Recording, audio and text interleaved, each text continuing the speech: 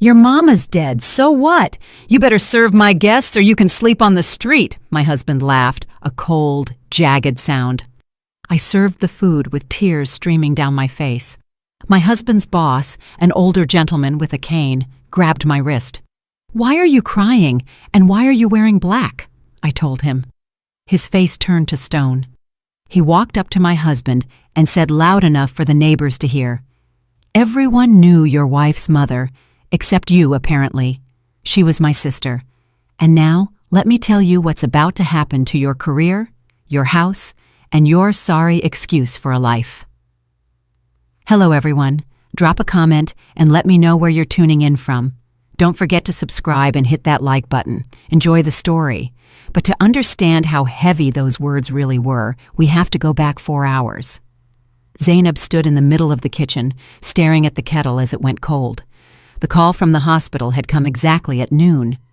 The doctor spoke in a dry, businesslike tone, but Zainab only remembered one word: expired. Her mother, Etta, was gone. For 4 hours, Zainab just sat on a stool, staring at a spot on the wall, until the front door slammed in the hallway. Kyrie was back. He flew into the kitchen, loosening his tie as he walked, and immediately twisted his face in disgust. The stove was empty. No smell of roast duck, no prep work done. Are you deaf or something? He barked instead of saying hello. I called you this morning. Today is the day Thaddeus Vance, my new CEO, is coming over. Whether I become VP or rot in middle management depends on this dinner. Where is the duck?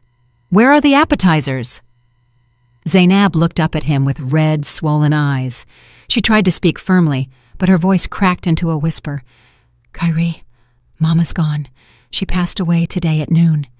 Kyrie froze for a second. He looked at his wife, then at the empty table, and an expression of extreme annoyance crossed his face, as if his car had broken down at an inconvenient time. Died? He asked coldly. Well, we all gotta go sometime. She was over 60, had a weak heart. It was expected. Expected.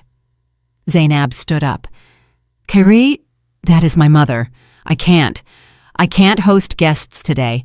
Call them, cancel. Tell them we have a death in the family. Kyrie stepped right up to her. He was a head taller and knew how to use his height to intimidate. He grabbed her by the shoulders and shook her hard. You don't seem to understand, he hissed in her face. Vance isn't the kind of man you say no to. He's driving all the way across town to see how his potential VP lives. If you start playing the tragedy card and mess this up, I will throw you out right now onto the street. Zainab looked out the window. Beyond the glass, the February wind was howling, sweeping snow against the gray apartment complex.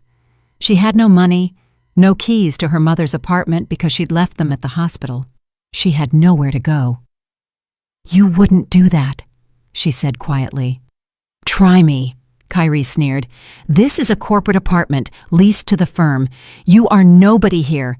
You have 2 hours. Wash your face, put on some makeup, and make this table look like Thanksgiving, and wipe that miserable look off your face. Guests want a party, not a funeral. Zainab swallowed her tears as she chopped vegetables. Her hands were shaking, the knife slipping, but she kept cooking. Fear of her husband and a habit of submission had eaten into her deeper than she thought over 10 years of marriage. When the duck was in the oven, she went to change. Her hand reached for the bright beige dress Kyrie liked, but her fingers chose something else on their own. A strict, high-necked black dress that hit below the knees. It was her quiet rebellion, the only way to honor her mother's memory in this house of absurdity. Exactly at 7:00 p.m., the doorbell rang. Kyrie threw the door open, spreading a fake, wide smile. Mr. Vance, what an honor. Please come in. A tall, solemn man of about 65 walked into the entryway. He leaned on a heavy cane with a silver handle. His gaze was sharp, heavy.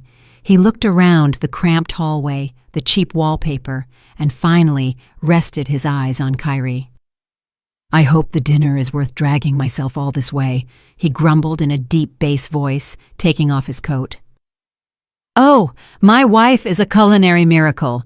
Kyrie pushed Zainab forward. Meet my Zainab. Thaddeus Vance nodded at her without smiling.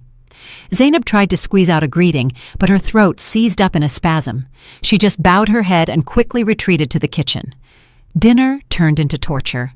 Kyrie kept cracking jokes, pouring cognac for his boss, and endlessly bragging about his non-existent achievements.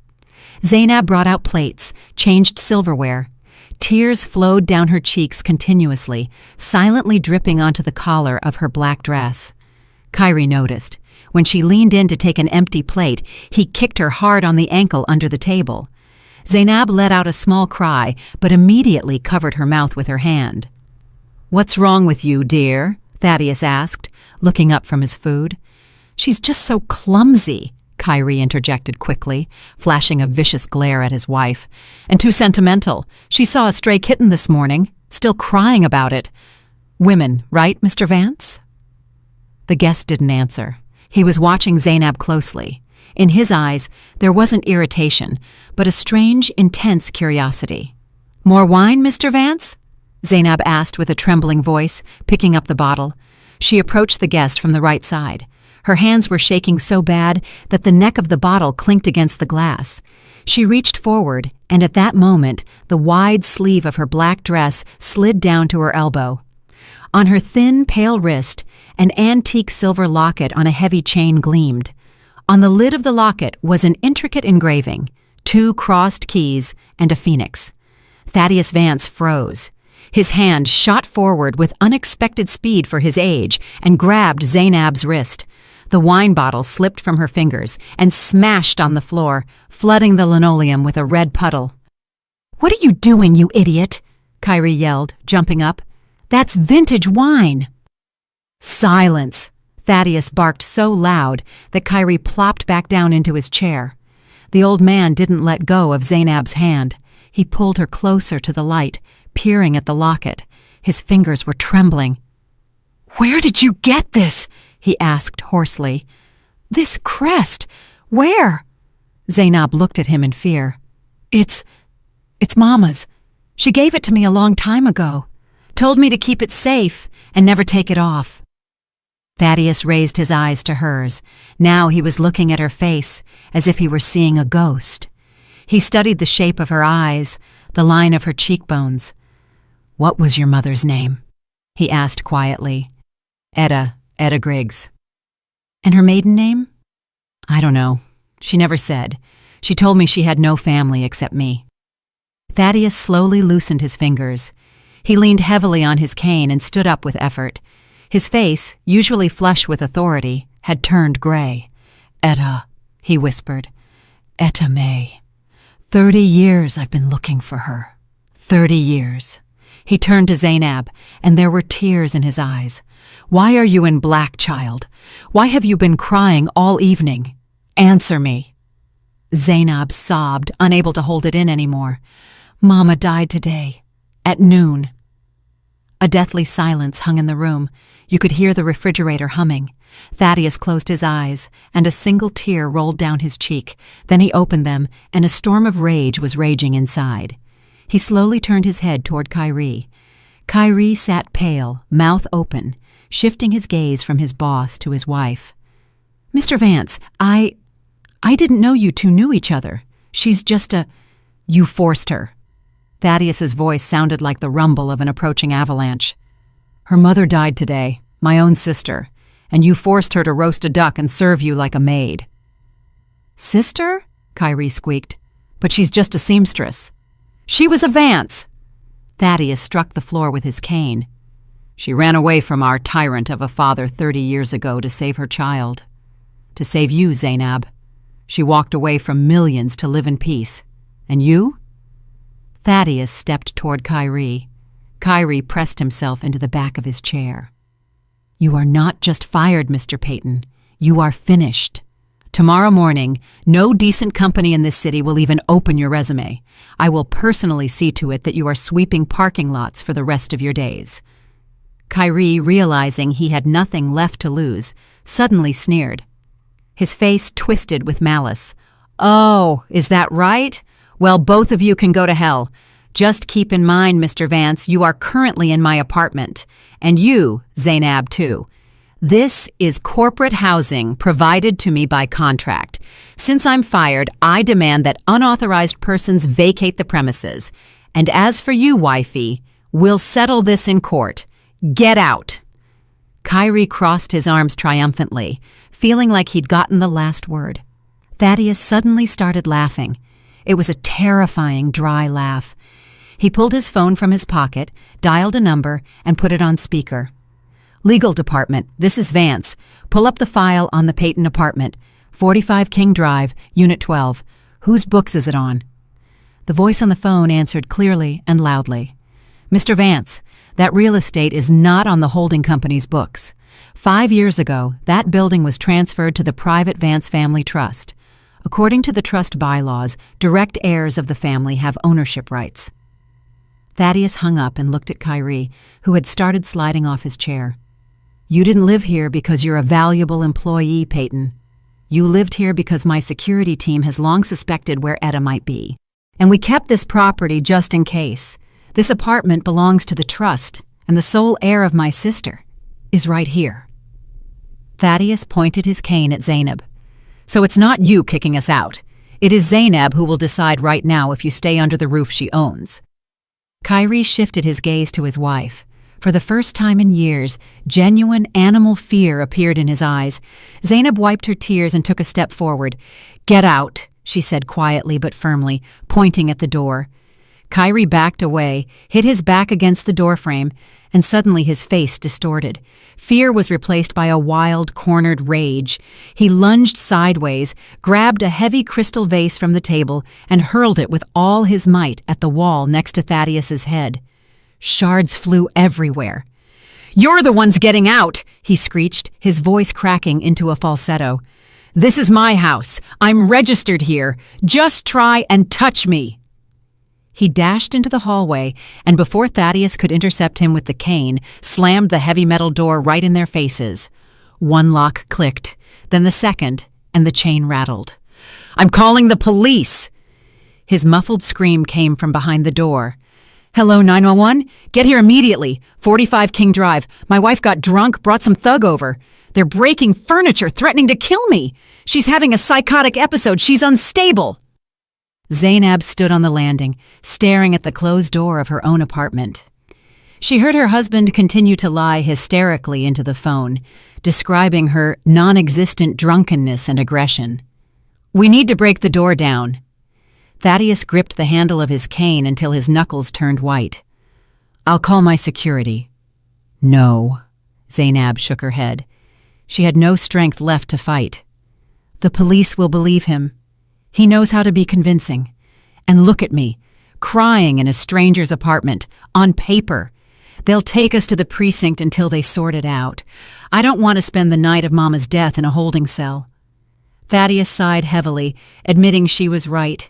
He draped his cashmere coat over her shoulders since her things were still inside. "Let's go. You can't stay here." They drove in silence.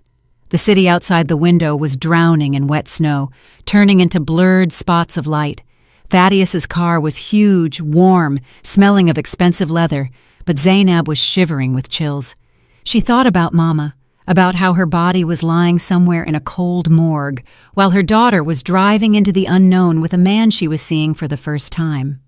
Thaddeus's home turned out to be not just a house, but a real estate in a gated community in the suburbs. Inside, it was quiet and empty. He led her into a massive living room where logs were already crackling in the fireplace and poured hot tea. "Why did she run?" Zainab asked, staring at the fire. "If you all are so rich, why did we live counting pennies?" Thaddeus sat in the armchair opposite. He looked like a tired old man, the mask of the formidable boss having slipped off. "Our father was a terrible man, Zainab. He built an empire on bones. To him, people were resources, and family was an asset. He wanted to marry Etta off to a partner's son, a cruel and depraved man, to seal a merger deal. Etta begged him not to do it, but Father said, 'You will do what benefits the family.'" Thaddeus rubbed his face with his palms. That night she vanished, took only a small bag and that locket. She changed her name, her documents, cut all ties. I looked for her, hired detectives, checked databases. But she was smart. She knew how to hide. She chose poverty over a golden cage. She was afraid Father would find her and take you away, or that I would become just like him. And did you? Zainab asked quietly. I tried not to be, he answered hollowly, but business requires hardness. Now that I've found you, everything I have is yours. Money, connections, lawyers. We will crush your husband. We will get the apartment back. You will want for nothing. Zainab set the cup on the table. The clink of porcelain sounded too loud. I don't want your money, Mr. Vance, and I don't need revenge right now. I want only one thing, to bury Mama, with dignity, and then I'll decide how to live. The next 2 days passed in a fog. Thaddeus took on all expenses. He organized the service at the best funeral home in the city. Zainab barely slept, dealing with documents, choosing the casket, the wreaths. Kyrie didn't show up. He barricaded himself in the apartment, didn't answer calls, and seemed to have vanished from the face of the earth. The day of the funeral was gray and windy. Not many people gathered at the cemetery, a few neighbors, a couple of Mama's former colleagues from the sewing factory. Zainab stood by the casket, looking at her mother's peaceful face. She seemed so small amidst the white satin. The pastor began to read a prayer. Zainab closed her eyes, listening to the monotone chant, when the cemetery silence was broken by the screech of brakes. A black SUV pulled up to the gates. Kyrie stepped out. He was clean-shaven, wearing an expensive suit he'd bought with money Zainab had saved for a vacation. Next to him scurried a frail little man with a leather briefcase tucked under his arm, a lawyer. Kyrie didn't look like he was grieving. He walked toward the grave with the confident stride of an owner. "Stop the ceremony!" he shouted loudly. People turned around. The pastor fell silent. Thaddeus stepped forward, blocking his path. "You dare show your face here?" he growled. "Get out before I order security to bury you in the next plot." "Easy there, Uncle," Kyrie smirked. "We're operating within the law." The lawyer immediately popped out from behind his back and opened a folder. "My client, Mr. Kyrie Payton, is the legal spouse of Zainab Griggs Payton. According to state statutes, he has equal rights in decision-making. But that is not the main point." The lawyer pulled out a paper with a notary seal. 3 years ago, Ms. Etta Griggs signed a general power of attorney to her son-in-law, granting him the right to manage all property and represent her interests in all matters, including burial arrangements. The POA is valid for another 2 years. Zainab stared at the paper, and her legs went weak. She remembered. 3 years ago, Kyrie wanted to get a car loan, but his credit was shot. He asked to put the car in her mom's name, drove them to a notary, and slid a stack of papers in front of them. "Just formalities for the bank. Sign here and here, babe. We're late," she had signed without looking. "So what?" Thaddeus looked at the document with disdain. "This doesn't give him the right to disrupt a funeral."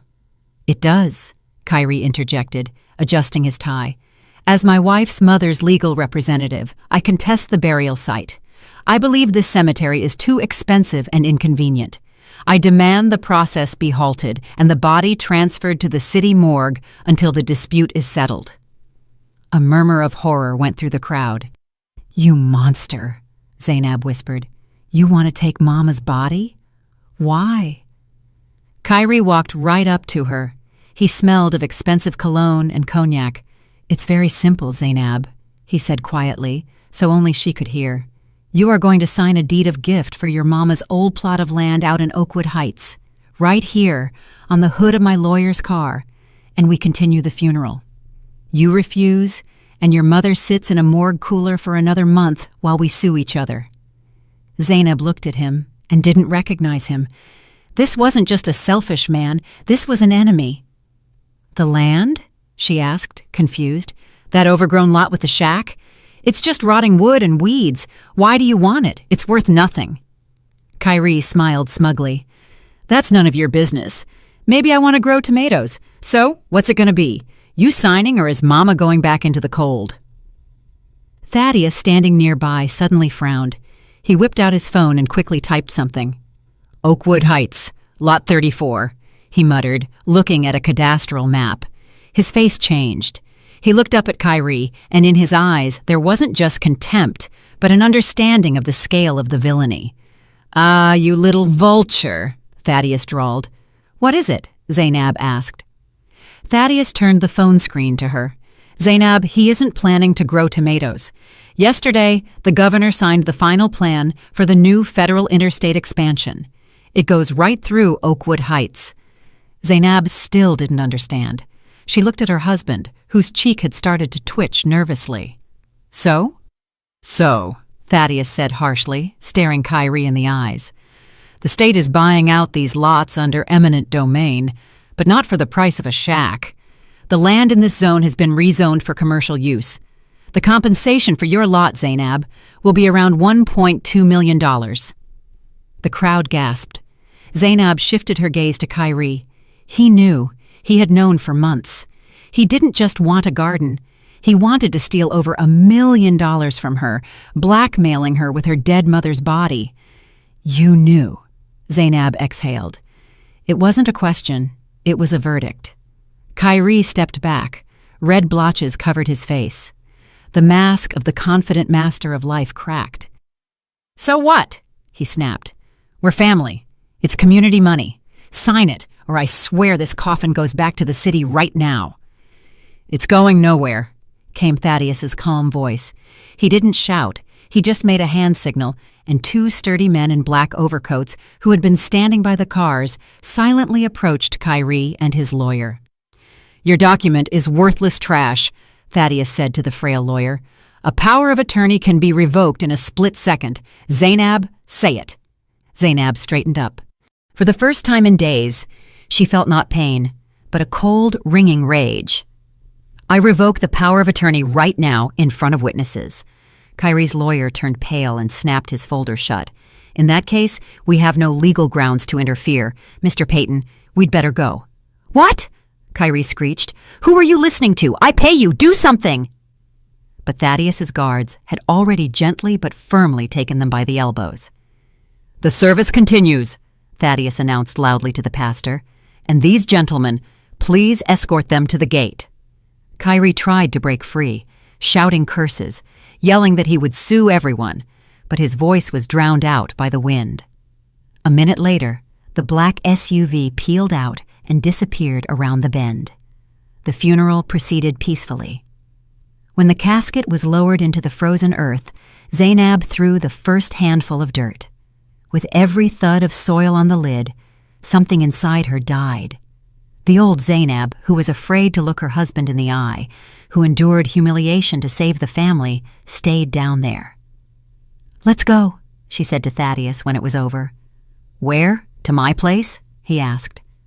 "No, home. To the apartment. I want to throw his things out right now." Together with Thaddeus and his security, they went up to the 5th floor. The door was unlocked.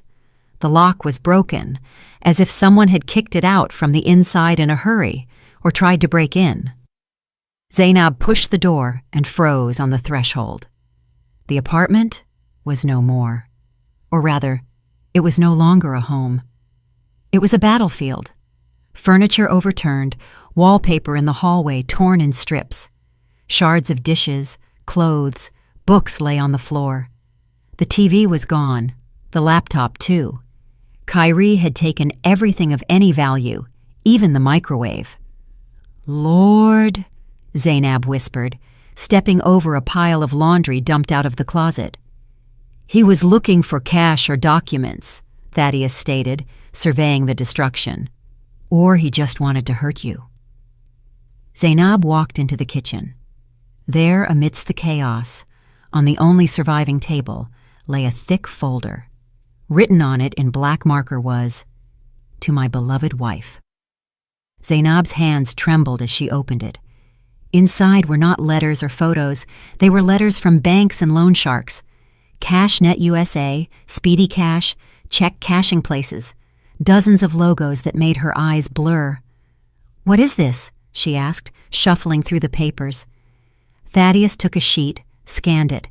His eyebrows shot up. These are notices of overdue debt, pre-legal notifications, collection demands. But we didn't have loans, Zainab muttered confusedly.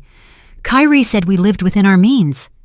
Look at the borrower's name, Zainab. She lowered her gaze. In the borrower line everywhere was the same name, Zainab Griggs Payton. How? She dropped the folder, papers scattered across the floor. I didn't take anything. I haven't been to a bank in 5 years since I changed my card. The power of attorney, Thaddeus said grimly. The same one you revoked today. He used it not only to blackmail you with the funeral. He's been taking out loans in your name for years. Thaddeus took out his phone and called his lawyer. Half an hour later, they were sitting in the wrecked living room while the lawyer, having access to the databases via tablet, dictated the terrifying numbers. Total debt amount, $150,000, not counting late fees and penalties.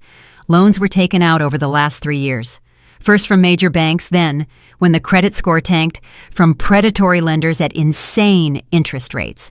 Zainab sat with her head in her hands, $150,000. She, a seamstress making $30,000 a year, owed $150,000. Where? She whispered. Where did he put this money? We didn't buy anything. I wore the same old coat. We ate pasta. He said he was saving for a condo. At that moment, her phone, lying on the table, rang. An unknown number. Zainab pressed answer. Ms. Griggs Payton? A rough male voice. Debt Recovery Agency. Your husband, Kyrie Payton, listed your number as a contact. He's hiding, but the debt is on you. When do you plan to settle? We have information about your place of employment. We'll come by there tomorrow, and we'll visit the neighbors. Zainab hung up. The phone immediately rang again. Another number, then another. The attack had begun. Kyrie hadn't just run away. He had thrown her into a pit of vipers. I'll cover it all, Thaddeus said firmly. My lawyers will contact all creditors tomorrow. We'll pay off the debts. To me, this amount is negligible. Zainab looked up at him. There were tears in her eyes, but her gaze was hard. No.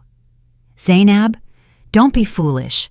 They will eat you alive. You don't have that kind of money. If you pay, I stay the same fool everyone decides for, she said, standing up. First a husband, now an uncle. I've been a victim my whole life, Mr. Vance. I signed without looking. I endured. I believed. Enough. She walked to the window. The wind flapped a torn curtain. I need to understand where the money went. I need to find him. This is my business. Thaddeus looked at her with respect. All right, then let's look at the statements. The lawyer had already accessed the account activity. The lawyer turned the tablet toward them. Rows of transactions scrolled on the screen. Look, cash withdrawals were rare, mostly transfers. Regular large sums, $2,000, $5,000, $10,000, all to the same account. Who? Zainab asked. Recipient, Lachey Williams. Zainab frowned. The name seemed vaguely familiar. Lachey. Lachey, that's his secretary, she remembered.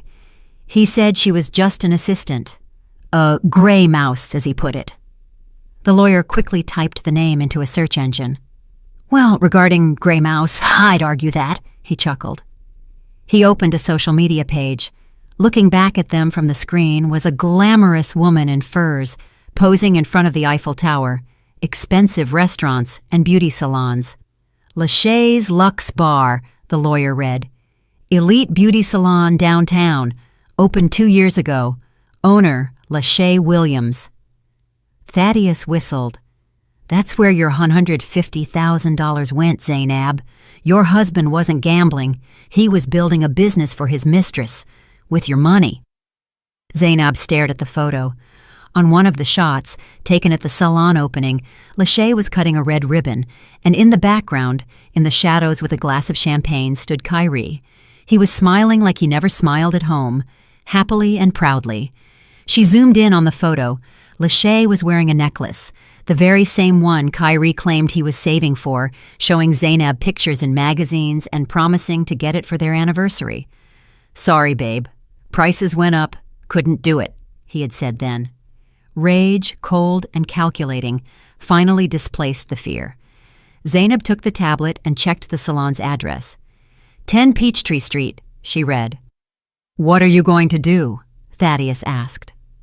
Zainab walked to the mirror in the hallway.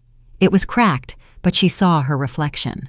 Pale face, black dress, hard eyes. I'm going there. I want to look into this business lady's eyes. I'm taking back what belongs to me. She turned to Thaddeus. Mr. Vance, I need your help. Not money. I need a good auditor, right now. We're going to this salon not to cause a scene. We're going to conduct an inspection of my investments. The auditor arrived in an hour. It was a strict woman in glasses with a folder of documents. Together with Thaddeus and his security, they headed downtown. Lachey's Luxe Bar shone with glass display windows, marble, gold leaf, huge chandeliers. Everything screamed of luxury paid for by Zainab's tears. She pushed the heavy glass door and walked in. The receptionist, seeing 2 security guards, turned pale and reached for the panic button, but Thaddeus shook his head. I wouldn't advise it, he said calmly. We're here for the owner.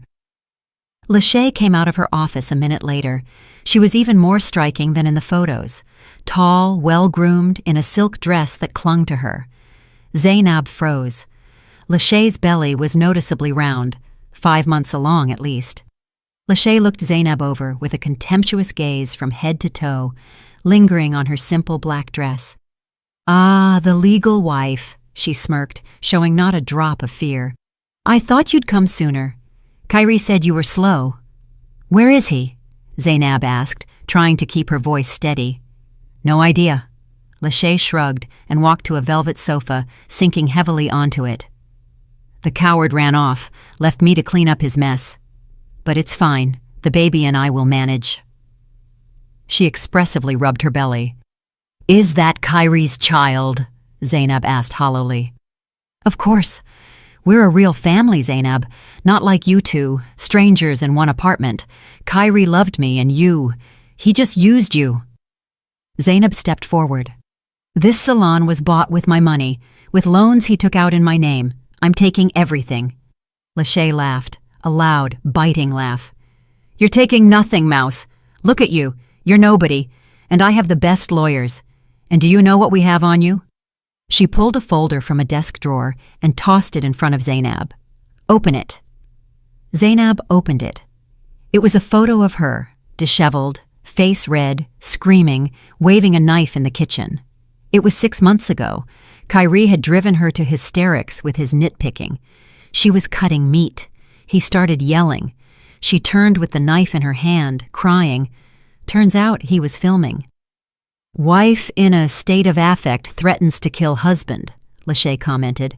And there's a video where you're sleeping on the floor after taking sedatives, bottles all around. Kyrie set it all up. We'll prove you're mentally unstable, an alcoholic, and a danger to society.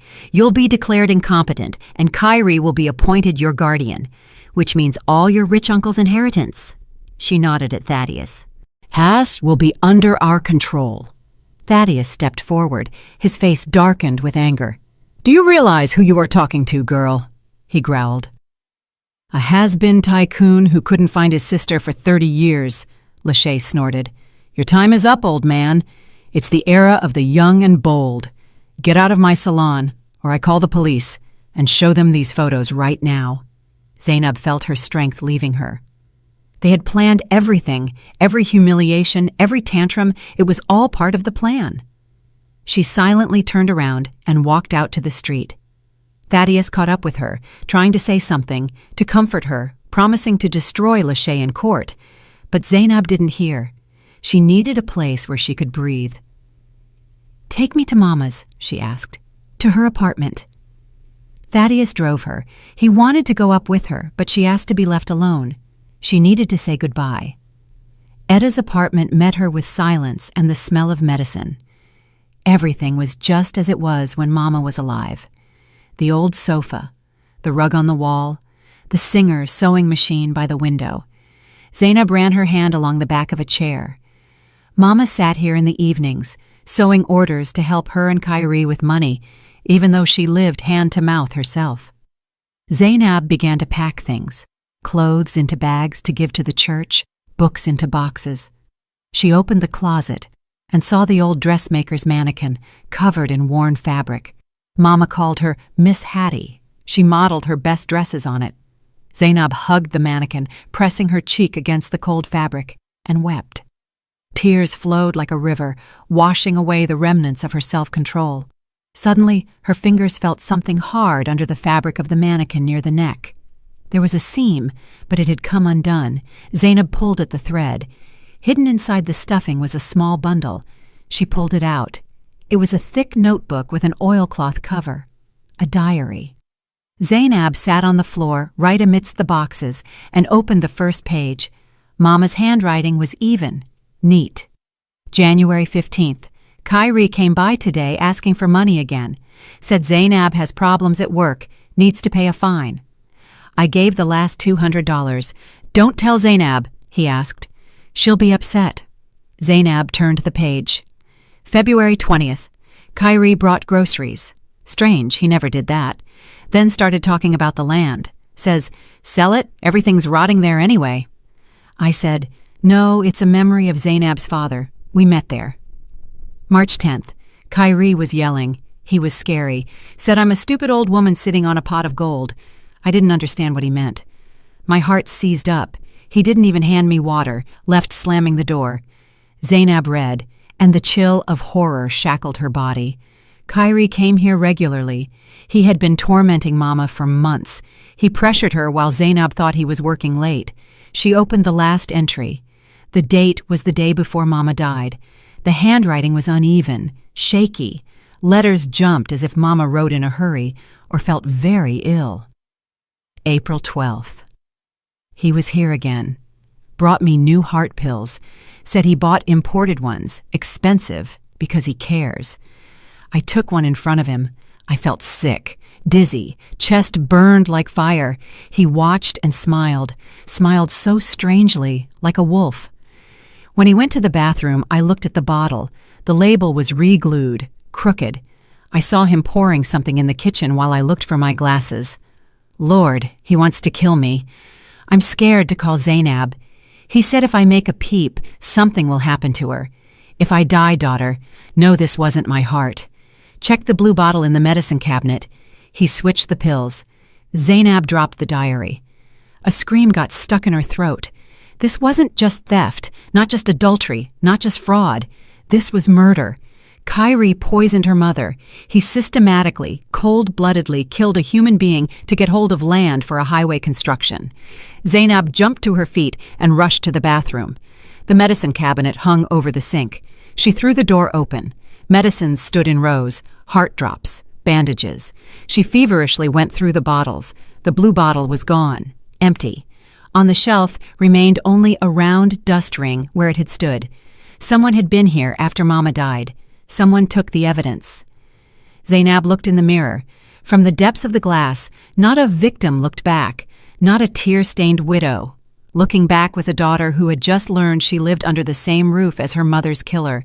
And this killer was somewhere free right now, planning to declare her insane and take everything else. You won't get anything, she whispered to her reflection. I will put you away, even if I have to dig up the earth with my bare hands. She grabbed the diary, shoved it into her bag, and ran out of the apartment. She needed Thaddeus. Now this wasn't just a family drama, it was war. Zainab ran out of the building, clutching the bag with the diary until her knuckles turned white. Thaddeus was waiting in the car. Seeing her face, he immediately knew something terrible had happened. To the police! She threw out, slamming the door. Urgent! He killed her! The whole way, she read Thaddeus the entries from the diary. His face turned to stone with every line. At the police precinct, they were met coldly. The duty detective, a young guy with tired eyes, twirled the old notebook in his hands. Ma'am, these are just notes, he sighed. Elderly woman, bad heart, imagination. Where is the proof? Where is this blue bottle of yours? It's gone, Zainab almost screamed. He took it. He was there. Who? My husband. The detective smirked. Any witnesses? Cameras? No. The body is already buried. The autopsy showed heart failure, which for her age and diagnosis is normal. To open a murder case and exhume, we need solid evidence, not a diary. Maybe she mixed up the pills herself? Or you, forgive me, are making this up on nerves to get back at a cheating husband. Zainab walked out of the office feeling helplessness squeezing her throat. The law was blind, and Kyrie was acting. That same evening, Thaddeus turned on the TV in the living room of his mansion. A talk show, City Speaks, was on the local channel. In the studio, on a soft couch, sat Kyrie. He looked perfect. Modest black suit, tragic expression, slightly red eyes. "I just want my wife back," he said with a trembling voice, looking straight into the camera. "We lived 10 happy years, and then this rich relative appeared. He turned her head with money, took her away, hid her in his castle. Zainab isn't herself right now. She's under the influence. She didn't even let me into her mother's funeral, can you imagine? Didn't let me say goodbye to my beloved mother-in-law." The host nodded sympathetically. "And is it true you were kicked out of your own home?" "True." Kyrie wiped a non-existent tear. "I'm staying with friends right now, but I won't give up. I love Zainab. I will save her from that golden cage." And then a special guest was invited to the studio.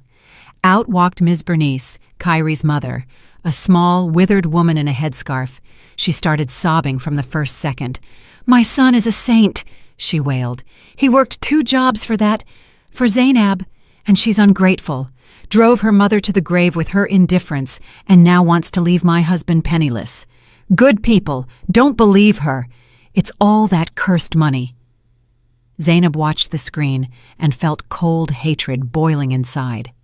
Ms. Bernice, the mother-in-law, who for years nagged her about every speck of dust, who came to their home with her own key and rearranged pots. "Stop. Key." Zainab froze. Ms. Bernice had a key to their apartment. But did she have a key to Etta's apartment? She remembered one episode.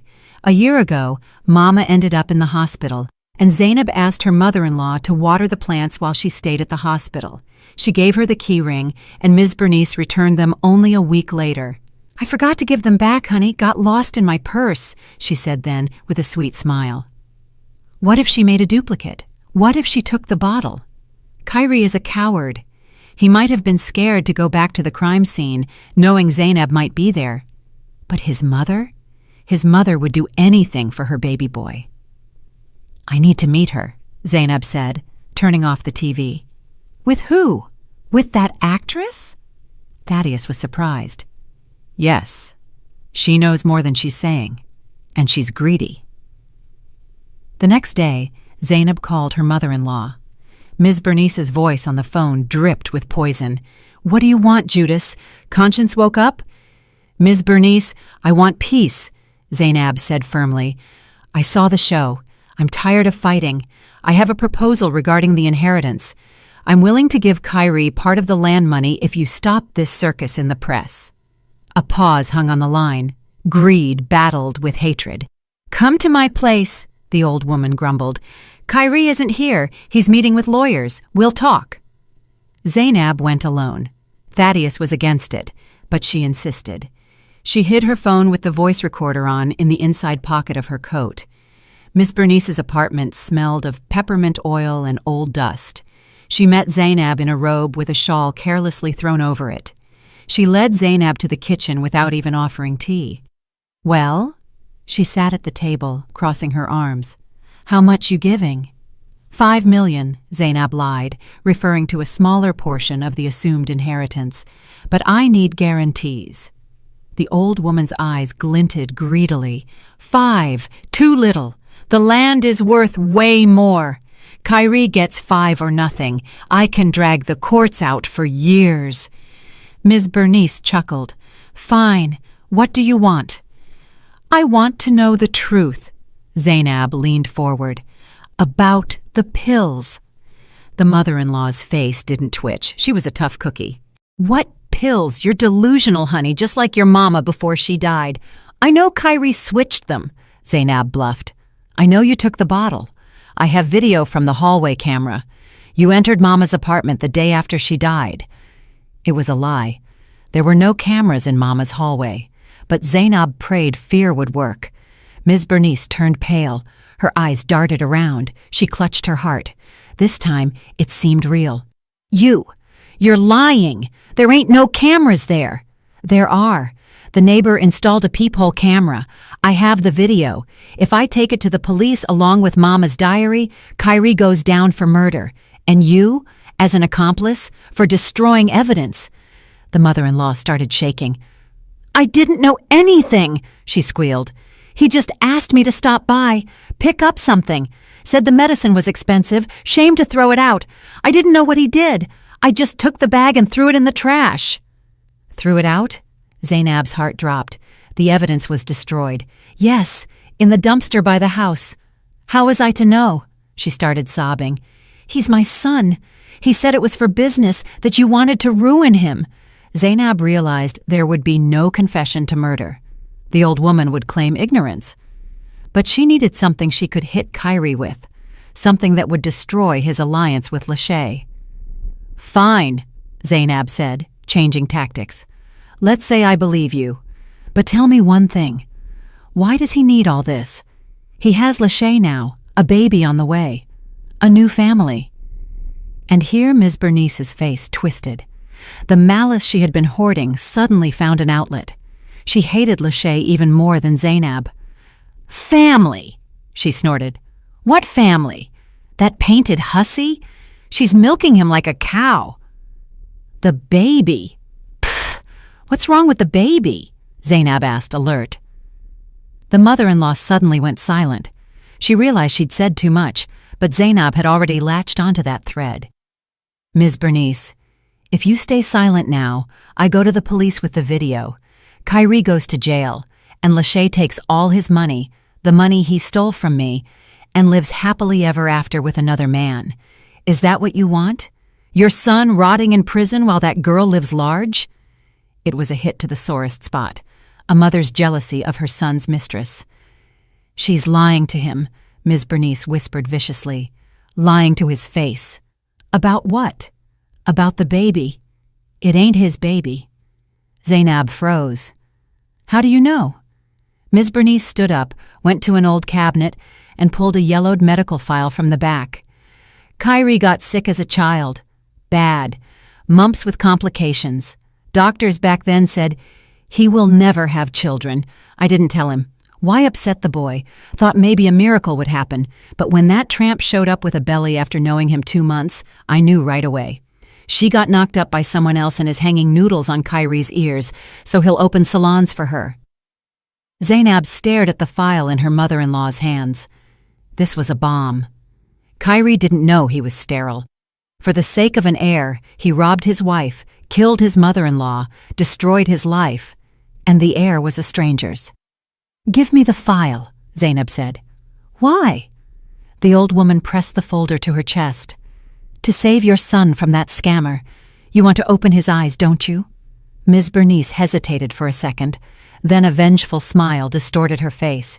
She handed the file to Zainab. "Take it. Let him know what kind of snake he warmed up. Only, about the video. You'll delete it, right?" "Of course." Zainab nodded, hiding the file in her bag next to the phone that had recorded every word. "As soon as we're done with Lachey." She left the mother-in-law's apartment.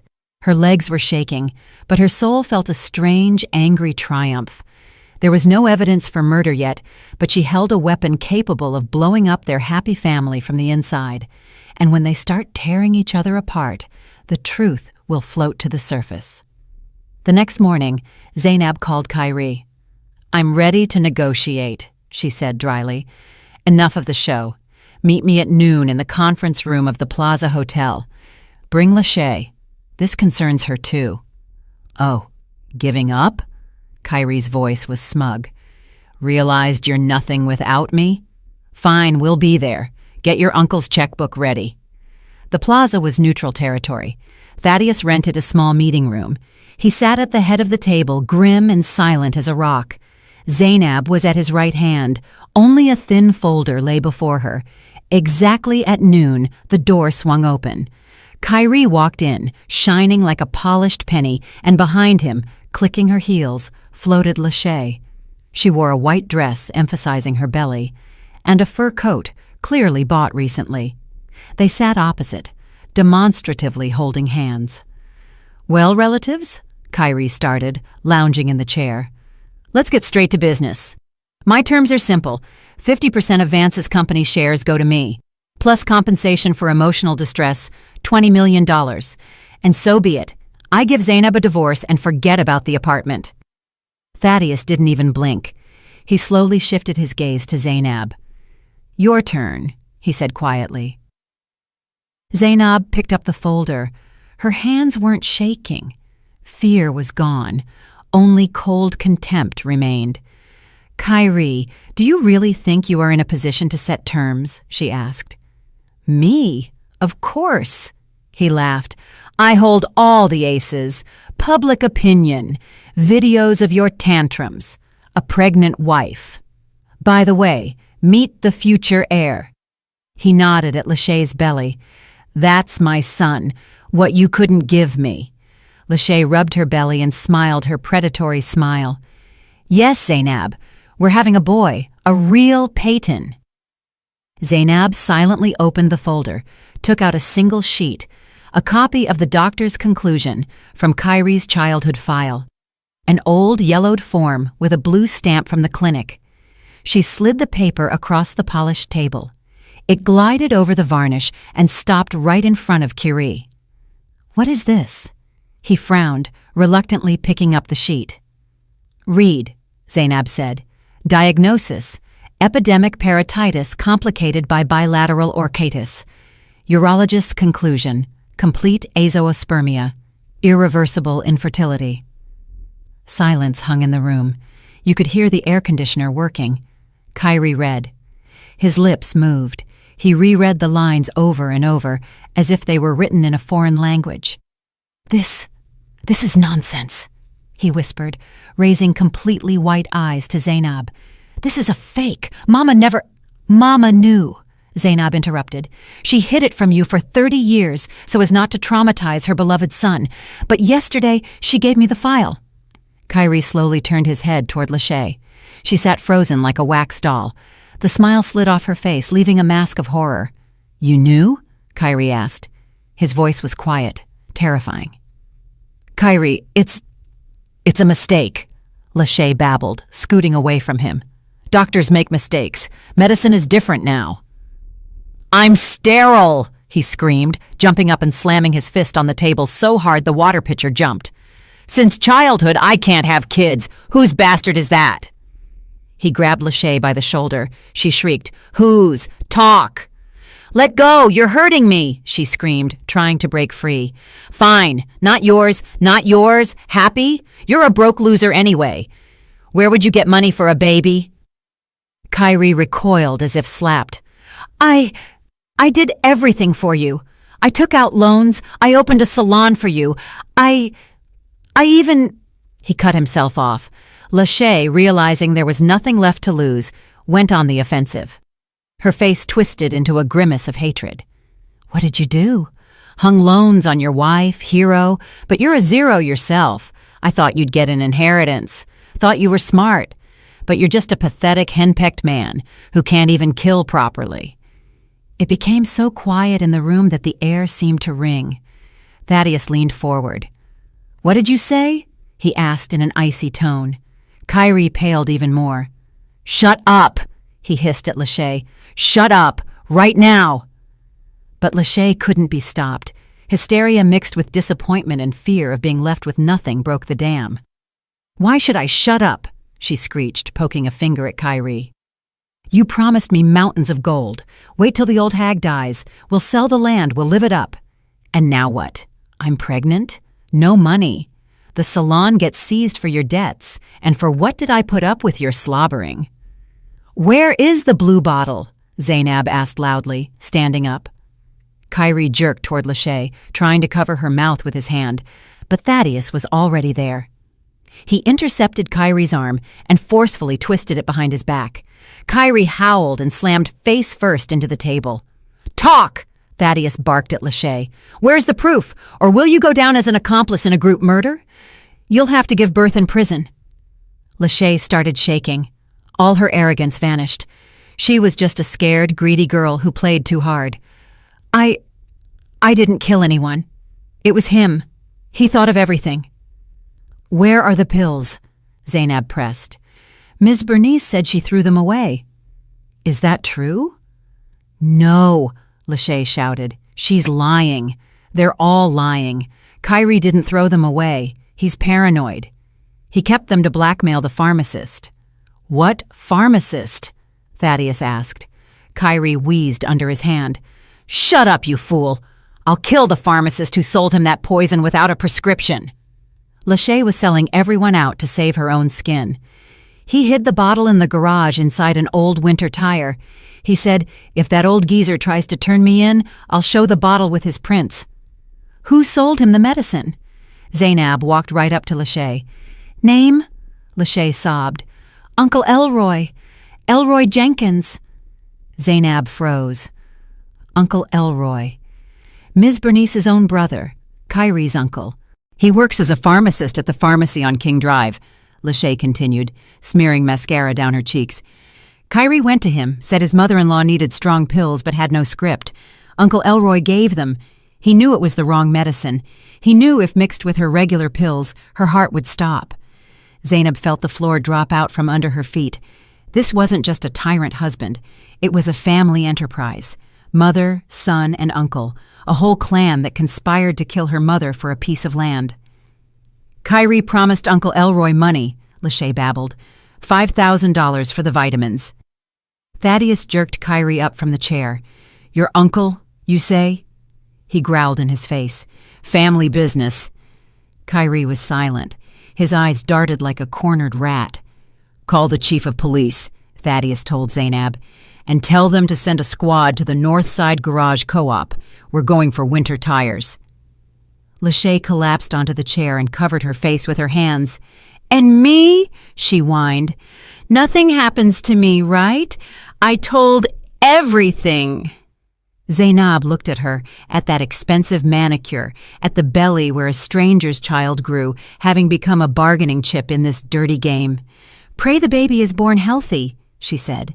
"He's already unlucky with a mother." They walked out of the hall, dragging Kyrie. He didn't resist. He was broken not by the arrest nor the exposure, but by the fact that his heir, for whom he committed murder, turned out to be a phantom. His male ego was destroyed, and that hurt more than handcuffs. But for Zainab, everything was just beginning. Now she had to find the bottle and look Uncle Elroy in the eye. The task force worked lightning fast. Thaddeus pulled all his old strings, and within an hour, the pharmacy on King Drive was cordoned off. Elroy Jenkins, Uncle Elroy, was taken right behind the counter. He didn't even have time to take off his white coat.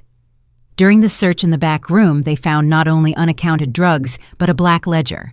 There, among entries about selling codeine syrup to junkies, was one line: KP, special order, $5,000. Deposit, date matched, initials too. But while the police were filling out protocols and driving to the garage for that very bottle, Kyrie disappeared. In the chaos, when he was being let out of the hotel under a promise not to leave town, the investigator didn't have an arrest warrant in hand yet, only Lachey's testimony which needed verifying. He managed to bolt. He asked to use the bathroom, climbed out through a narrow window into the back alley, and dissolved into the city. 2 hours later, a notification from the bank came to Zainab's phone. Withdrawal of funds, $3,500. Balance, $0. It was the last money, the remainder of Mama's savings, which Zainab had transferred to a safe account, access to which, as it turned out, Kyrie also had through hacked online banking. He cleaned out everything, she told Thaddeus, looking at the screen. "I don't have a dime, not even for bread." "That's not a problem." Thaddeus was already pulling out his wallet. "I'll give you whatever you need, and you're coming to stay with me. The apartment isn't safe. He's free." "No," Zainab cut him off. She stood in the wind by the pharmacy building, wrapping herself in her thin coat. "I won't go to your mansion, Mr. Vance. I won't hide. That is my apartment, my life. If I run now, he wins. He'll think I'm afraid." "You should be afraid," Thaddeus raised his voice. "He's a cornered beast." "So am I," she answered quietly, "and I have teeth too." She returned to the trashed apartment. It was freezing. Kyrie, leaving either in a fit of rage or to force her out, had shut off the valves on the radiators and broken them so they couldn't be opened without tools. Outside it was 4 degrees Fahrenheit, inside barely 40. Zainab didn't cry. Tears ran out. She put on 2 sweaters, wool socks, lit the gas stove in the kitchen to get at least a little warm. She took Mama's diary out of her bag, but not to read about the pills. She opened it from the back, where the sketches were. Mama drew dresses, not the dreary robes she sewed to order for neighbors. She drew real beauty, flowing silhouettes, strict lines, unusual collars. "Collection for my Zainab" was written in the margins. Zainab walked to the sewing machine. The old singer was the only thing Kyrie couldn't carry away. Too heavy. Fabrics. There were no fabrics. Kyrie had hauled out all the stocks of expensive silk and wool Mama had saved for years. Zainab looked around. In the corner lay the old curtains Kyrie had torn down. Thick, heavy velvet the color of dark wine. On the floor, his discarded shirt of good cotton. "Fine," she said aloud. "We'll sew from what we have, from the wreckage." She sat at the machine. Her hands remembered the movements.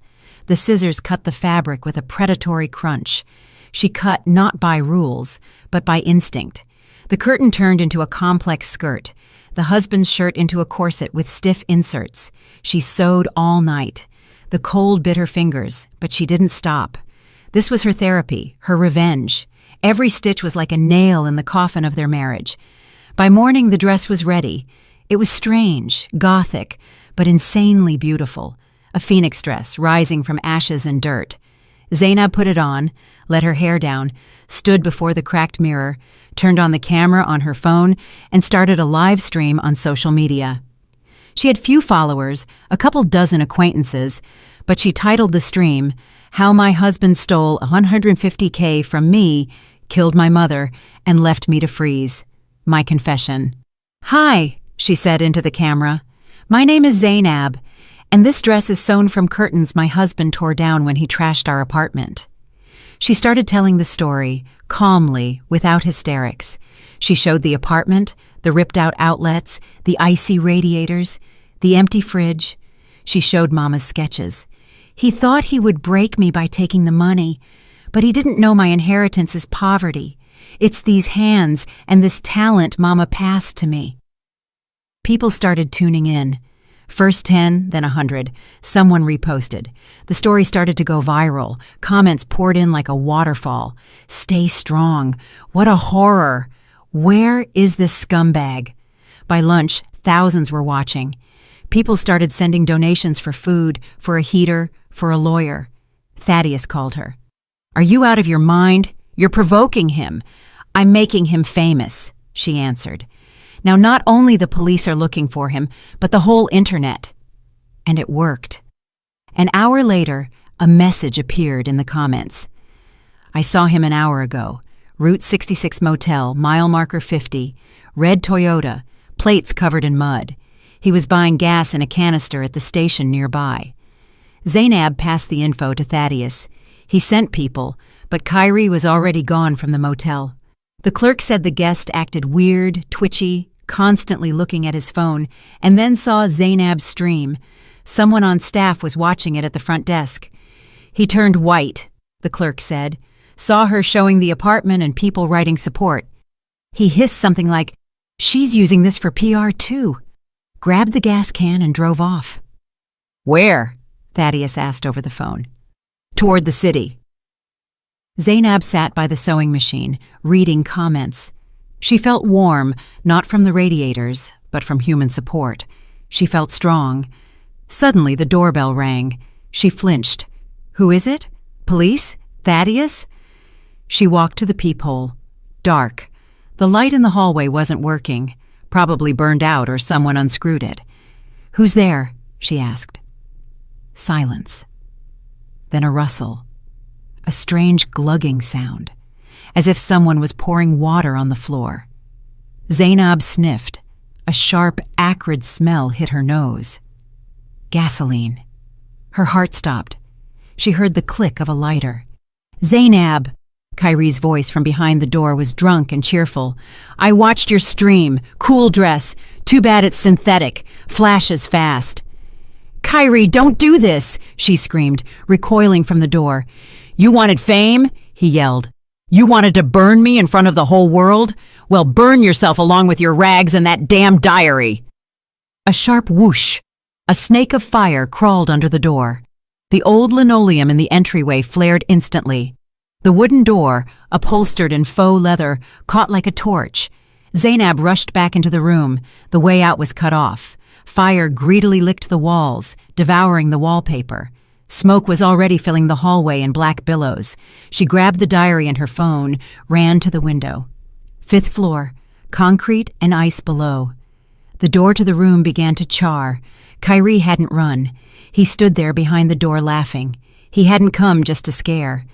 He came to finish what he started with her mother. Destroy the witness and the evidence in one strike. Smoke poured from under the door in thick black clouds, instantly filling the entryway. The smell of gasoline was so sharp, Zainab's eyes immediately watered. She coughed, covering her mouth with the sleeve of her strange curtain dress. "Burn, witch!" came Kyrie's drunk, hysterical scream from behind the door, drowned out by the crackle of growing flames. Zainab darted to the door, but immediately recoiled. The metal handle was red hot, and the paint on the frame was bubbling. The way back was cut off. The fire roared like a living creature, eating the old fuel-soaked linoleum. Flames licked the coat rack, and the coats went up like matches. It was becoming impossible to breathe in the apartment. Heat came in waves, mixing with the freezing cold coming from the broken window, but the fire was winning. Zainab grabbed the most valuable things from the table, Mama's diary and the phone. There was nothing else to save. The Singer machine was too heavy. The fabrics had already caught fire. She rushed to the window she had broken herself with a chair minutes ago. She leaned out. 5th floor. Below, a concrete courtyard covered in a crust of ice and dirty snow. Wind hit her face, burning her skin with frost, but behind her was scarier. "Help!" she screamed, leaning over the sill. People were already gathering in the yard. Neighbors ran out of the building in robes and jackets thrown on hastily. Someone pointed a finger at her window. "Jump to the balcony roof!" A guy yelled from below, waving his arms. "4th floor! The balcony is glassed in, but it has a roof!" Zainab looked down. The balcony roof below was narrow, sloped, and icy. One wrong move, and she flies down to the asphalt. In the room behind her, something crashed loudly. Probably the wardrobe fell. Tongues of flame danced on the ceiling, creeping toward the chandelier. Breathing became impossible. Zainab realized either she crashes or she burns alive. She swung a leg over the sill. A sharp shard of glass sticking out of the frame slashed her calf, but she didn't even feel the pain. Adrenaline drowned everything out. She stood on the outer ledge, clutching the brickwork with white knuckles. The wind tore at the hem of her long velvet dress, trying to throw her down. She took a breath, squeezed her eyes shut, and let go, sliding down. The impact was hard. She landed on the tin roof of the 4th floor balcony. Her legs slid on the ice. She fell on her side, hitting her hip painfully, and rolled toward the edge. Her fingers frantically scratched the smooth metal, trying to find any grip. At the last moment, when her legs were already dangling in the void, her hand hit the metal bar of the railing. She gripped it with a death grip. Sirens wailed in the distance. Into the yard, crushing snowbanks and pushing parked cars aside, flew a red fire truck. "Ladder fast!" commanded a voice on a megaphone. Zainab hung by one arm, watching columns of black smoke and sparks erupt from her window overhead. It felt like an eternity passed before the strong arms of a fireman in turnout gear grabbed her and pulled her into the bucket of the ladder truck. As soon as her feet touched solid ground, medics ran to her. They threw a thermal blanket over her, started asking something, measuring pressure, but Zainab didn't hear them. She stared at the entrance. 2 police officers were dragging someone to a patrol car. It was Kyrie. He wasn't running. He wasn't hiding. He looked absolutely insane. His face was smeared with soot, jacket unzipped. Despite the freeze, he was laughing, throwing his head back, and that laugh was scarier than the fire itself. "Burn, baby, burn!" he yelled, spitting saliva. "So it doesn't go out. No apartment, no evidence, no diary, no jail. I solved everything. I'm a genius." A cop pressed his head down hard, shoving him into the back seat. "That's my wife up there," Kyrie continued to squeal as the door slammed. "I warmed her up. She was cold without heat. I'm a good husband." Zainab met his eyes through the glass. There was not a drop of remorse in them, only the wild animal thrill of destruction. He saw her, alive, wrapped in a foil blanket. His face twisted into a grimace of disappointment and hatred. He started thrashing in the car, trying to kick the window out until the cops calmed him down with a baton. Thaddeus arrived in 20 minutes. He found Zainab in the ambulance. She sat clutching the saved diary, smelling of smoke. "How are you?" he asked, his voice trembling. "I'm okay," she said quietly. "But him, he's a finished man." "He's arrested," Thaddeus said harshly. "Attempted murder, arson, destruction of property. He won't wiggle out of this." But they underestimated Kyrie, or rather, his ability to survive at someone else's expense. 3 days passed. Zainab lived in a small apartment downtown that Thaddeus temporarily rented for her. She refused to go to his mansion, wanting to keep some independence, but agreed to security at the door. The news Thaddeus brought was discouraging. "He got a lawyer," the uncle said, tossing a folder of documents on the table. "And not just a public defender. He's being defended by Reginald Sterling, the most expensive and unscrupulous lawyer in the state." "How?" Zainab was surprised. "Kyrie has no money. I blocked all accounts, and what he stole, he spent on Lachey and debts." "That's the thing." Thaddeus rubbed the bridge of his nose. "He found money. A lot of money. Sterling doesn't take cases without a giant retainer." "But where?" "From his mother." Zainab froze with a cup of tea in her hand. "From Ms. Bernice?" "But she complained she was a poor pensioner." "She lied. She had savings, old reserves, gold, antiques, family jewelry she hid in a bank box and at home in stashes. Kyrie, before driving over to burn your apartment, stopped by her place." Thaddeus opened the folder and showed the police report. He drugged his mother with tea laced with sleeping pills. While she slept, he cleaned everything out, cracked the safe, took the keys to the deposit box, took everything, and immediately pawned it, giving the money to the lawyer. He robbed his own mother. Zainab couldn't believe such a level of baseness. And now, this strategy works. The lawyer already filed a motion. They aren't denying the arson. They are claiming insanity. Thaddeus turned on the tablet. A recording of the lawyer's press conference played. A slick man in an expensive suit spoke into microphones. "My client, Kyrie Payton, is a victim of circumstances. Prolonged stress, financial collapse, death of a beloved mother-in-law, betrayal of a wife who left for a rich relative. His psyche couldn't take it. It was a nervous breakdown, a state of temporary insanity. He didn't understand what he was doing. He isn't a criminal. He is a sick man who needs help, not prison. We will demand involuntary commitment to a clinic." Zainab clenched her fists. "Clinic! In 6 months, he'll walk out with a certificate that he's healthy and roam free." "Exactly," Thaddeus nodded. "And the scariest part is they have a chance. Expertise can be bought, and Sterling knows how to deal with judges. We need ironclad proof that he planned the crime in advance, that he is cold-blooded and calculating. Mama's diary isn't enough. The lawyer will say it's the ramblings of a sick woman. Lachey's testimony isn't enough either. She's an interested party, a scorned mistress." The doorbell rang. Thaddeus's guard peeked into the room. "Ms. Griggs Payton, you have a visitor. A woman. Says she's your mother-in-law." Zainab and Thaddeus exchanged glances. "Let her in," Zainab said. Ms. Bernice walked into the room, and Zainab didn't recognize her. This wasn't the haughty lady who taught her how to cook greens, nor even the scared woman Zainab spoke to a couple of days ago. Before her stood a destitute old woman. She was dressed in an old worn coat under which a nightgown was visible. On her feet were worn-down boots. Her face was gray, swollen from tears, hair disheveled. She stopped in the middle of the room, not daring to look up. "Zainab," she croaked. "Why did you come?" Zainab asked, not getting up from the chair.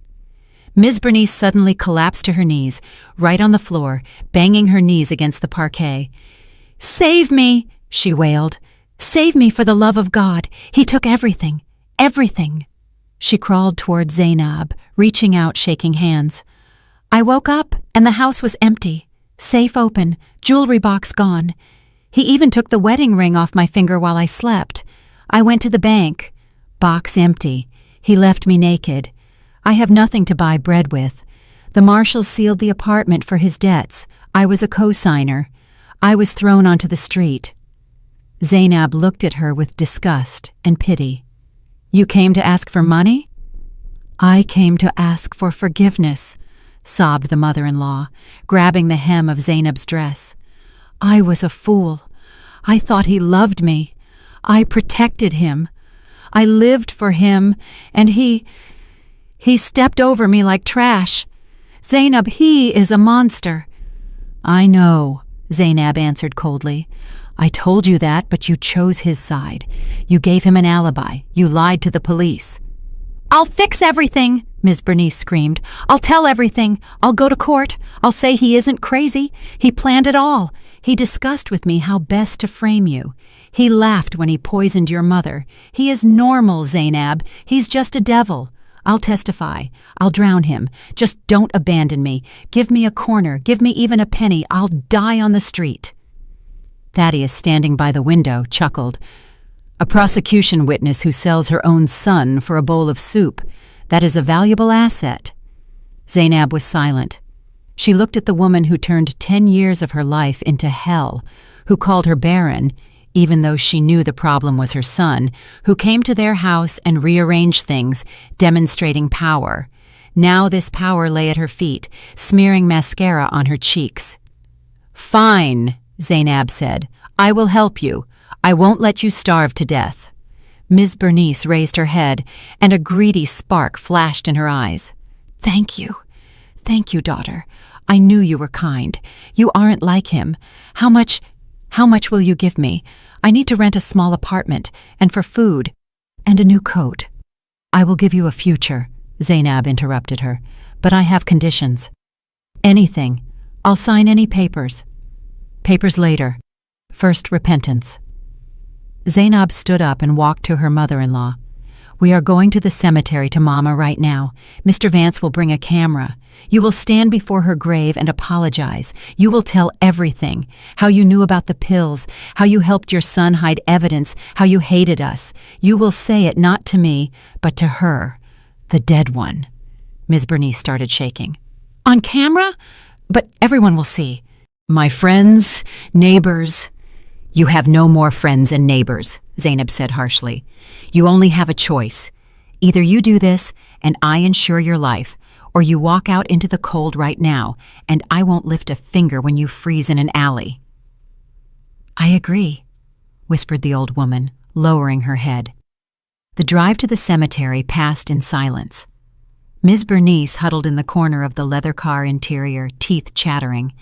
Zainab looked out the window at the gray city. There was no gloating in her, only a cold necessity to finish the job. At the cemetery, it was windy. Etta Griggs's fresh grave mound was dusted with snow. The wooden cross stood crooked. The earth had settled. Thaddeus turned on the camera on his phone. "Get on your knees," Zainab ordered. Ms. Bernice plopped into the snow. She didn't care. She was cold and scared. "Speak to Etta Griggs." "Etta," whined the old woman, looking at the photo on the cross. "Forgive me, wretch that I am. I am guilty before you. I knew Kyrie wanted to drive you from this world. He told me, 'Ma, gotta remove the old lady. Land is expensive.' And I stayed silent. I thought money is more needed for us." Zainab stood over her like a judge. Louder. About the pills. I knew about the pills, shouted Ms. Bernice, choking on tears. He came to me, bragged, said, Uncle Elroy gave me poison. Tomorrow it all ends. I didn't stop him. I was even glad. Lord, forgive me. I raised a monster. He is sane. He understood everything. He is a calculating snake. Put him away. Put him away for life. She banged her forehead on the frozen ground, dumping all the dirt she had hoarded for years. It was a perfect recording, a confession of an accomplice that destroyed any defense line about affect. With these words, Kyrie would go to a maximum security prison for 25 years, not a sanitarium. When she finished, Thaddeus turned off the recording. Enough, he said. Ms. Bernice rose with difficulty, brushing off her wet knees. She looked at Zainab with an ingratiating, pitiful smile. Well there, I did everything, Zainab, honey. Unburdened my soul. Now let's go to the warmth.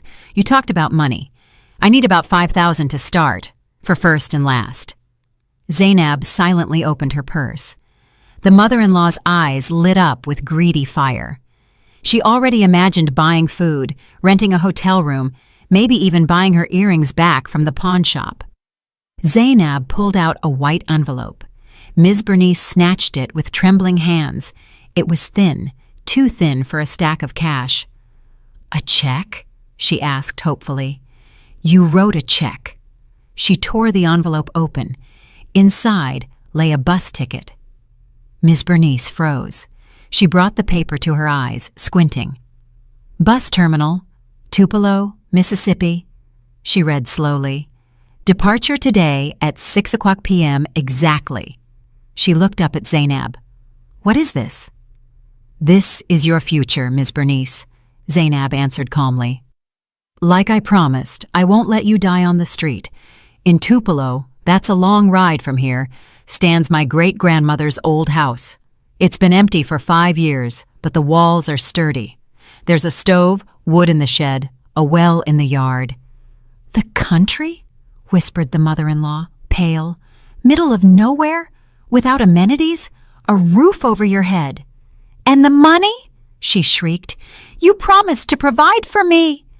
I provided you housing. Zainab's voice was hard as steel.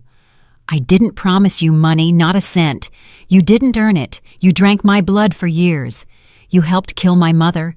You betrayed me. You betrayed even your son when he stopped being profitable to you. I won't go! Ms. Bernice threw the ticket into the snow. I won't survive there. I am a city woman. Give me money. You are obligated. You're rich now. Pick up the ticket, Zainab said. It's your only chance. The bus leaves in 2 hours. You witch! Yelled the old woman, rushing at her with fists. You tricked me! Thaddeus intercepted her arm, not letting her touch Zainab.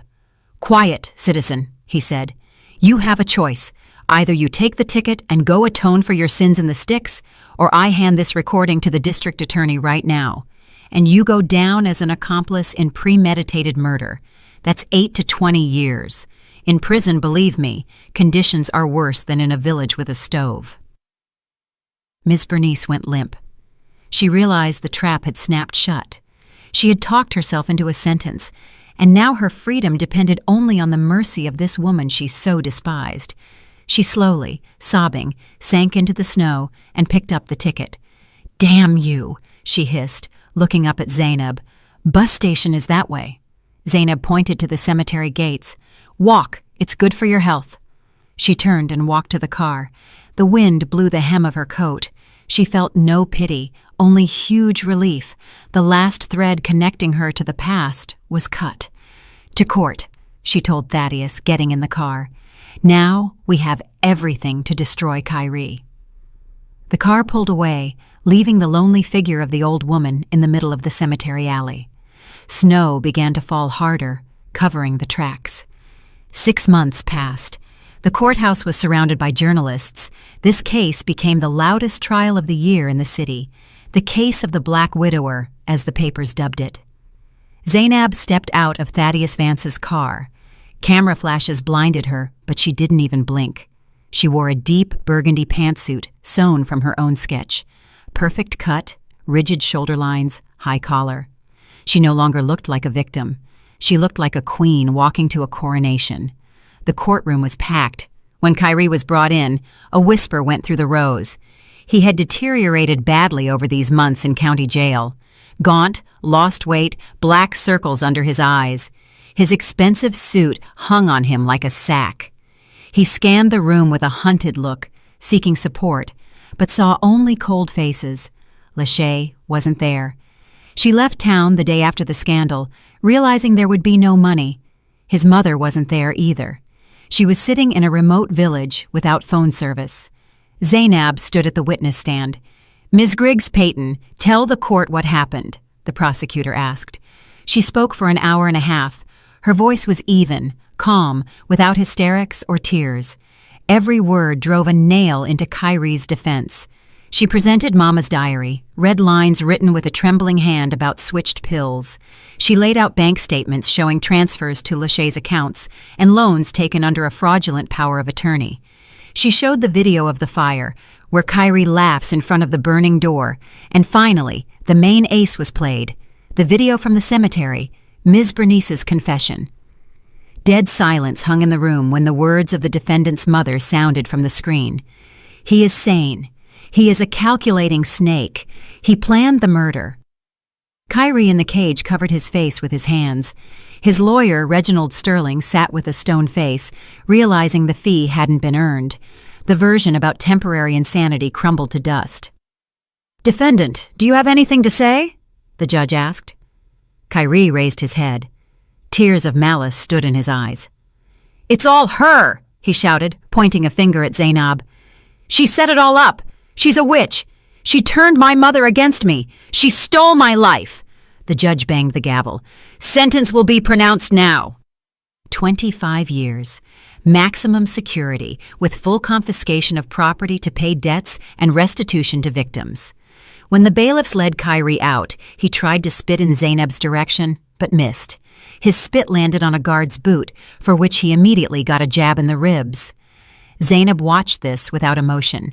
She felt no joy, only fatigue and the understanding that the page was turned. After the trial, Thaddeus invited her to a restaurant. "Zainab, I'm proud of you," he said, raising a glass. "You went through hell and came out a winner. I have a proposal for you. I want you to become the creative director at my holding company. We have a textile division, but it's dying. I need a person with your taste and character. Name your salary." Zainab smiled. 6 months ago, she would have fainted at such an offer. But now... "Thank you, Uncle Thaddeus, but I decline." "Why?" He was surprised. "I don't want to work for anyone, even you. I want to build my own." "And what will you do?" "I will restore the apartment, the one Kyrie burned, and open my atelier there. I'll call it Etta, in honor of Mama." Thaddeus looked at her with respect. "Good. The money from the land sale for the highway is already in your account. That's your startup capital. Go for it." Another month passed. Renovations in the burned apartment went around the clock. Zainab chose the paint herself, drew the layout herself. The smell of burning vanished, replaced by the smell of fresh wood and varnish. But one unfinished business remained. On the day of the atelier opening, Zainab got in her car and drove not downtown, but out of the city, to State Correctional Facility Number 5. The visitation room smelled of bleach and tobacco. Kyrie was brought in 10 minutes later. He was shaved bald, in a gray jumpsuit with a tag on his chest. He sat opposite through the glass and picked up the phone receiver. "Came to gloat?" he asked hoarsely. "To watch me rot here? Like it?" Zainab looked at him and tried to find in this person the one she loved for 10 years, but found nothing. Before her sat a stranger, an embittered stranger. "No, Kyrie, I came to pay your debts." "Debts?" He smirked crookedly. "You owe me half a life." Zainab pulled a folder from her bag and pressed it to the glass. "First, divorce decree. We were divorced automatically without your consent by court order. You are now a free man. Legally." Kyrie spit on the floor. "Second." Zainab pulled out another sheet. It was a bill. A regular restaurant bill, handwritten on letterhead with the logo Etta. What is this? Kyrie squinted. Remember that dinner 6 months ago when you forced me to cook duck and serve your boss on the day my mother died? Kyrie's eyes widened. Are you serious? Absolutely. I calculated everything. Groceries, room rental, and most importantly, waitress and chef services. At double rate for working on a day of mourning, plus emotional damages. Total, $800. She slid the paper through the slot under the glass. I deducted this amount from the money left from the sale of your car at the marshal's auction. So we are even. Kyrie stared at the paper and his face started turning red. You're sick, he screamed, banging his fist on the glass. You're crazy. $800 for dinner? I'll kill you. Time's up. Prisoner, barked the guard, grabbing him by the shoulder. Kyrie struggled, continuing to shout curses, but Zainab had already hung up the phone. She stood, adjusted the flawless collar of her coat, and turned to the exit. Hey, 142, shouted the guard at Kyrie. Hands behind your back. Move to the cell. He no longer had a name. Zainab walked out to the street. The sun blinded her eyes. She got in the car and drove back to the city. At the entrance to the former apartment building, now turned into a stylish entrance with the sign Etta, bespoke fashion, a line stood. Women of different ages, seeing her car, began to whisper, That's her, the owner. They say she sews dresses that change destiny. I saw her stream. She's such a strong woman. Zainab got out of the car. She smiled, not with that timid smile she used to try to please her husband, but with the smile of a winner. She cut the red ribbon. Welcome, she said. We are open. She walked inside into her new world where there was no place for fear, humiliation, and people who don't know how to love. Kyrie remained in the past, wiped away like a stain of dirt from the hem of a royal dress, and ahead was life, her own. Well, friends, that's the story. Heavy, right? But I think very instructive. You know, while reading, I kept thinking, did Zainab do the right thing? On one hand, it's harsh, sending the mother-in-law to a remote village, putting the husband away for 25 years, and even handing him a bill at the end. Some might say revenge. Others might say justice. Because think about it, they didn't just hurt her. They tried to destroy her. Morally, financially, even physically. Kyrie killed her mother, torched the house. The mother-in-law covered for a killer for money. Can such things be forgiven? Can you turn the other cheek when you're stabbed in the back? I think Zainab did what she had to. She didn't take revenge in a dirty way. She simply allowed the law and karma to do their work. She protected herself and her mother's memory. And most importantly, she didn't break. She turned her pain into power, into creativity. Did you like the story? And which city are you listening from? Let's meet in the comments. If you like the story, you can support me by sending us super thanks so I can keep bringing more stories like this. Thank you so much for your sweet support. I'm looking forward to your comments on the story. On the screen, you can see 2 new life stories that I highly recommend. There's so much more on my channel. Don't forget to subscribe. See you in the next life story with love and respect.